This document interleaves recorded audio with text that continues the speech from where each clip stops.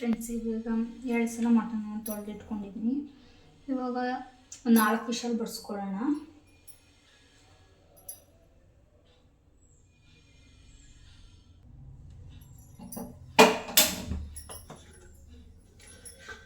First ಒಗ್ಗರಣೆಯಲ್ಲಿ ಬೇಯಿಸ್ಕೋಬೇಕಾಗುತ್ತೆ.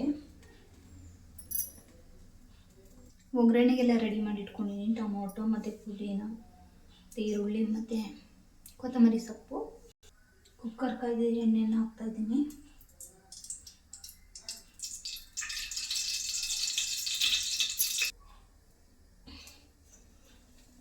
ಇಷ್ಟು ಈರುಳ್ಳಿಯನ್ನು ಹಾಕ್ತಿದ್ದೀನಿ.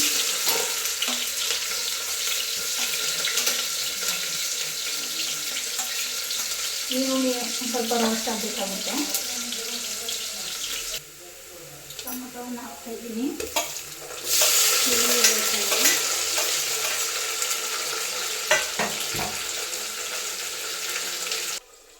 ಕಟ್ ಮಾಡ್ಕೊಂಡು ಪುದೀನವನ್ನು ಹಾಕ್ತಾಯಿದ್ದೀನಿ ಮತ್ತು ಕೊತ್ತಂಬರಿ.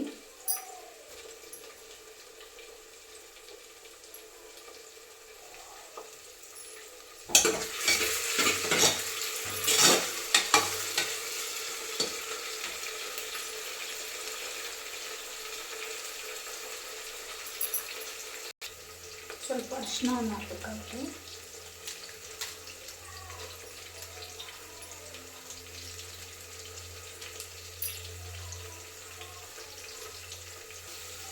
ತೊಳೆದಿಟ್ಕೊಂಡಿರೋ ಮಟನನ್ನು ಹಾಕ್ತಾಯಿದ್ದೀನಿ.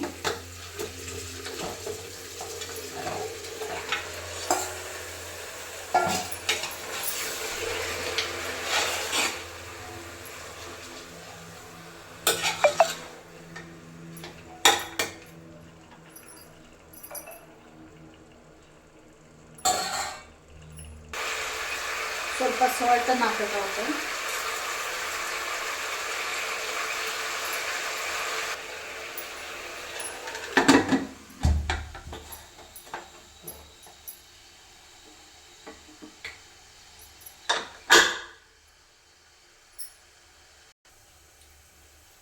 ಸೊ ಫ್ರೆಂಡ್ಸ್, 4 ವಿಷಲ್ ಬರೋ ಅಷ್ಟೊತ್ತು ಮಸಾಲೆಯನ್ನು ರೆಡಿ ಮಾಡ್ಕೋಬಹುದು.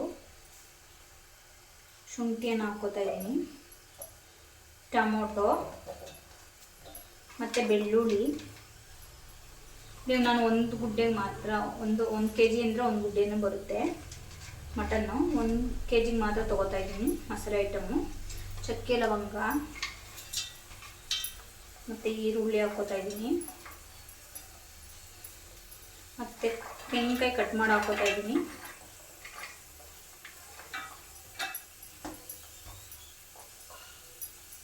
ಮತ್ತು ಪುದೀನ, ಕೊತ್ತಂಬರಿ,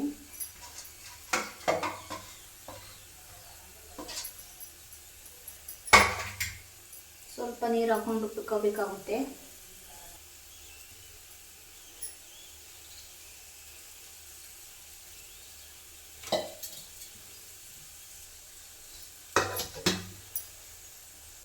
ಸೊ ಫ್ರೆಂಡ್, 4 ವಿಷಲ್ ಆಗಿದೆ. ಗ್ಯಾಸ್ ಸ್ಟವನ್ನು ಆಫ್ ಮಾಡ್ಕೊತಾ ಇದ್ದೀನಿ.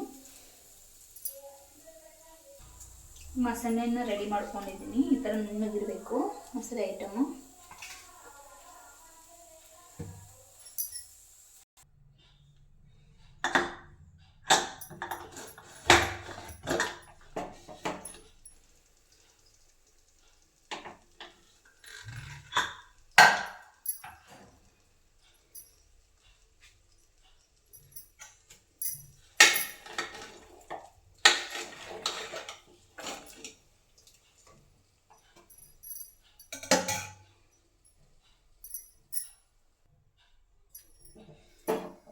ಮಸಾಲೆಯನ್ನು ಹಾಕಬೇಕಾಗುತ್ತೆ. ರುಬ್ಬಿಟ್ಕೊಂಡಿರೋ ಮಸಾಲೆ ಹಿಟ್ಟನ್ನು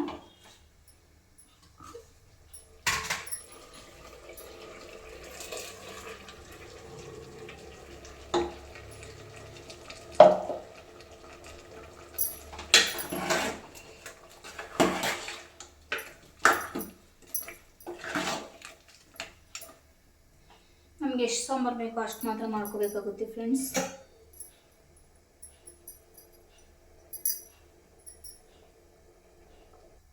ಎರಡು ಚಮಚ ನೀರನ್ನು ಹಾಕ್ತಾ ಇದ್ದೀನಿ ನಾನು.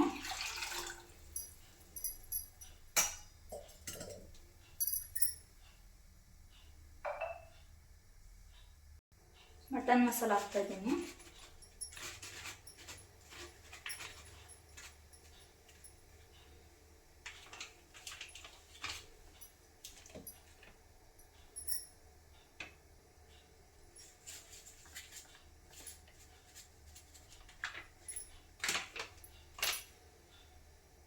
ಮತ್ತು ಧನಿಯಾ ಪೌಡ್ರ್ ಹಾಕ್ತಾಯಿದ್ದೀನಿ.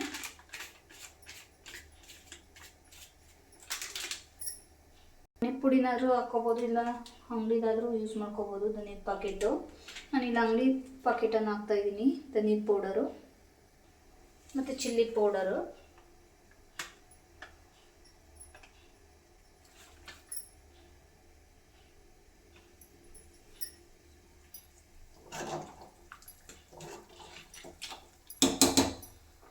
ಮಸಾಲೆ ಎಲ್ಲ ಮಿಕ್ಸ್ ಆಗಬೇಕಲ್ಲ, ಅದಕ್ಕೆ ಚೆನ್ನಾಗಿ ರೌಂಡ್ ತಿರುಗಿಸ್ಬೇಕು. 4 ವಿಷಲ್ ಬರ್ಸ್ಬೇಕಾಗುತ್ತೆ.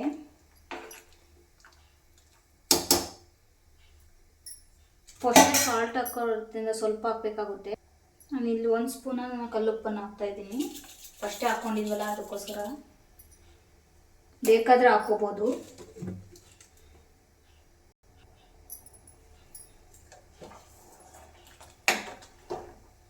ಕುಕ್ಕರ್ ಕ್ಯಾಪನ್ನು ಹಾಕಬೇಕಾಗುತ್ತೆ ಇವಾಗ.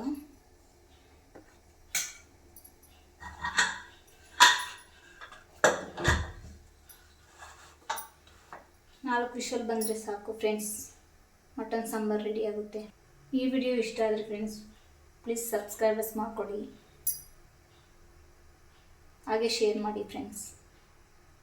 4 ವಿಷಲ್ ಆಗಿದೆ ಫ್ರೆಂಡ್ಸ್. ಗ್ಯಾಸ್ ಸ್ಟವ್ನ ಆಫ್ ಮಾಡ್ತಾಯಿದ್ದೀನಿ.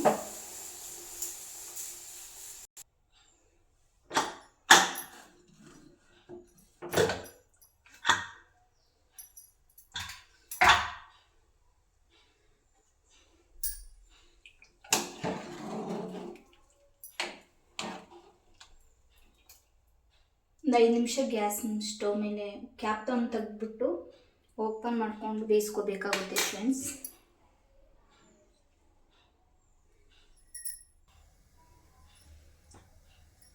ಒಂದು 5 ನಿಮಿಷ ಗಟ್ಟಿ ಬರೋ ತನಕ ಬೇಯಿಸ್ಕೋಬೇಕಾಗುತ್ತೆ. ಲಾಸ್ಟಲ್ಲಿ ಸ್ವಲ್ಪ ಕೊತ್ತಂಬರಿ ಹಾಕಬೇಕಾಗುತ್ತೆ ಟೇಸ್ಟಿಗೆ.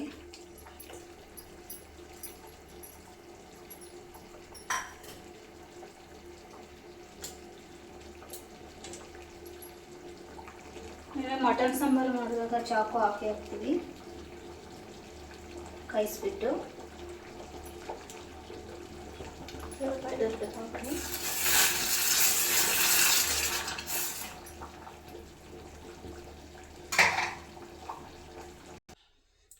ಮಟನ್ ಸಾಂಬಾರು ರೆಡಿ ಆಗಿದೆ. ನೀವು ಇದಕ್ಕೆ ಮುದ್ದೆನಾದರೂ ಮಾಡ್ಕೋಬೋದು, ಇಲ್ಲ ಚಪಾತಿನಾದರೂ ಮಾಡ್ಕೋಬೋದು. ಜಾಸ್ತಿ ಫುಲ್ಲು ಗಟ್ಟಿ ಇದೆ, ಚೆನ್ನಾಗಿಲ್ಲ ಸಾಂಬಾರು.